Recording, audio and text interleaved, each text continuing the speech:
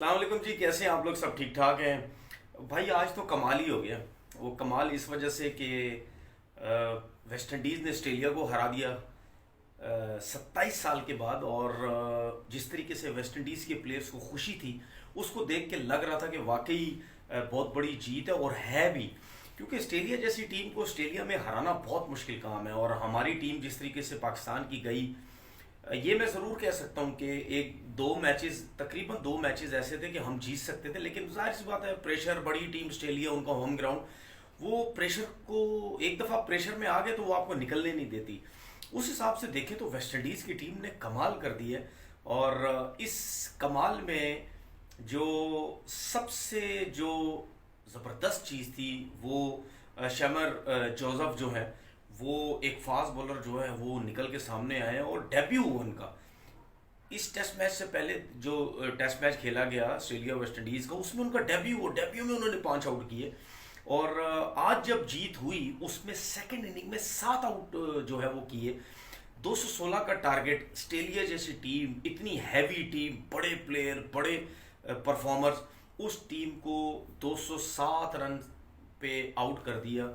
और शमर जोसेफ जो है, पर्सनली मुझे बहुत पसंद आए हैं। छोटी हाइट है, क्विक है, तेज़ बाउंसर्स करते हैं। वेस्ट इंडीज़ में आपको पता है कि ये एक, मैं हमेशा बोलता हूँ, वेस्ट इंडीज़ और पाकिस्तान को मैं हमेशा बराबर इस वजह से लेके जाता हूँ क्योंकि इन दोनों में सिस्टम नहीं है, कुछ भी सिस्टम नहीं है। पॉलिटिक्स बहुत ज़्यादा है, ठीक है, सियासत के ऊपर क्रिकेट चलती है। लेकिन नेचुरल टैलेंट बहुत है पाकिस्तान में भी और वेस्ट इंडीज़ में भी। मैंने हमेशा बोला है कि अगर वेस्ट इंडीज़ की टीम में एक नेचुरल टैलेंटेड प्लेयर आ जाएगा, चाहे वो बैट्समैन है चाहे बॉलर है, उनकी टीम खड़ी हो जाती है।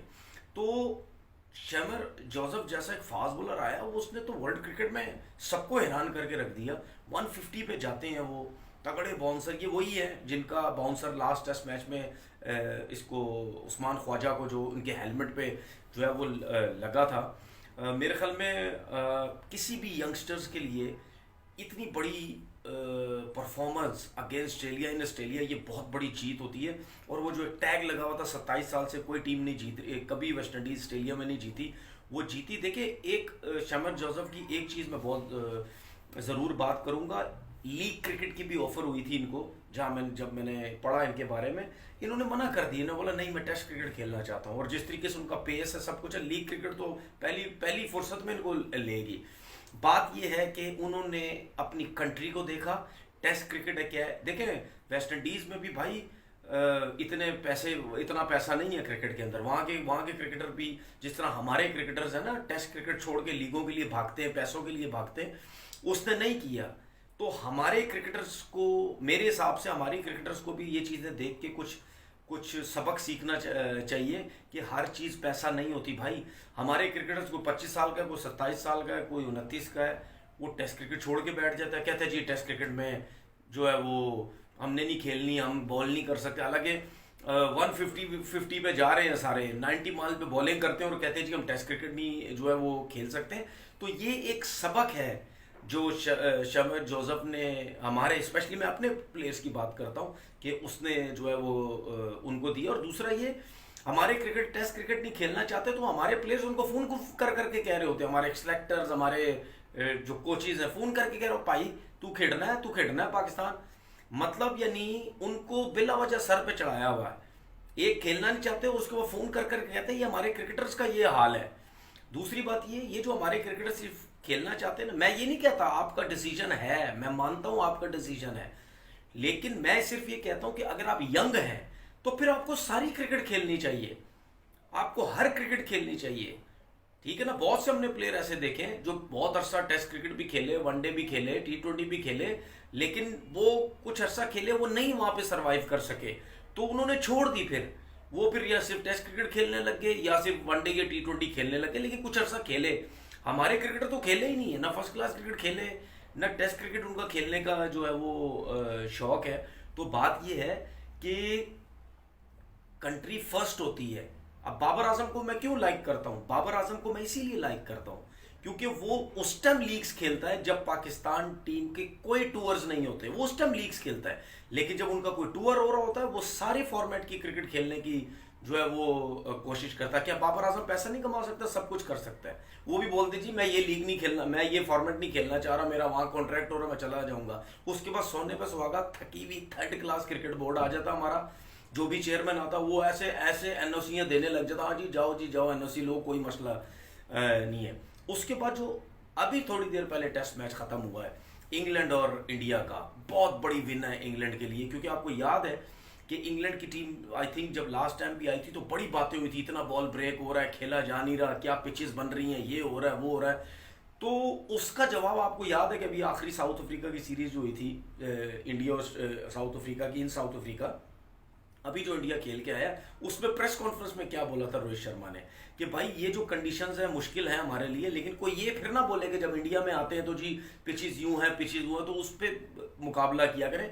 तो उस चीज को देखते हुए जो इंग्लैंड आज जीता है, इसमें भी एक बड़ा जबरदस्त किस्म का स्टार पैदा हो गया भाई। पहला मैच खेला डेब्यू में उसने टॉम काटले ने जो है वो जो है 7 आउट कर दिए दूसरी इनिंग में। आई थिंक जबरदस्त उसने बॉलिंग की, और इस मैच को, ये मैच जो जीता गया, देखें स्पिनर्स का तो विकेट था, इसमें कोई शक ही नहीं है, इतना उतना बॉल ब्रेक हो रहा है। 231 का टारगेट दिया गया इंग्लैंड इंडिया को, इसने इंग्लैंड ने, लेकिन उस टारगेट से पहले जो बैटिंग हुई है यार, कमाल बैटिंग की गई है ऑली पॉप की तरफ से। 196 इस पिच के ऊपर, जहां पे यशवंत भी खेल रहे हैं, जहां पे जडेजा भी खेल रहे हैं, जहां पे अक्षर पटेल भी खेल रहे हैं, तो वो टॉप की spin bowling lineup, fast bowlers इन पिचेस पे गेंद नहीं कर रहे, स्पिनर्स पूरा पूरा दिन बॉलिंग कर रहे हैं, तो उनके खिलाफ सीधे स्विप मारना, उल्टे स्विप मारना, शॉट्स खेलना, आई थिंक ब्रिलियंट बैटिंग। और इस पिच के हिसाब से जो उन्होंने 196 किए, मेरे हिसाब से वो 300 रन की इनिंग खेल ली उन्होंने, क्योंकि जाहिर सी बात है कि हर टाइम स्ट्रेच करना, आगे आना, उल्टा सीधा स्विप जो भी मारना है, वो नहीं इतना आसान है, क्योंकि आपको कोई पता नहीं चलता, किसी टाइम बॉल ब्रेक हो जाएगा, किसी टाइम आम बॉल हो जाएगा, किसी टाइम कम ब्रेक होगा, किसी टाइम ज्यादा ब्रेक होगा। मेरे ख्याल में देखिए जो यंग लड़का टॉम आया है, उन्होंने आउट तो किए हैं 7 डेब्यू में, लेकिन यहां तक जो पोजीशन पहुंची है, 190 की लीड थी इंडिया की जब इंडिया पहली इनिंग में आउट हुई, उसके बाद इंग्लैंड ने 420 रन कर दिए, बहुत बड़ी बात है सेकंड इनिंग में 420 रन। और इंडिया जैसी कंडीशन में आपको पता है जितना बॉल पुराना पिच पुराना होता जाएगा, बॉल उतना ब्रेक होता जाएगा, तो 420 सेकंड इनिंग करके 231 का टारगेट 28 रन से जीते। मेरे ख्याल में ये बहुत बड़ी जो है वो विन है।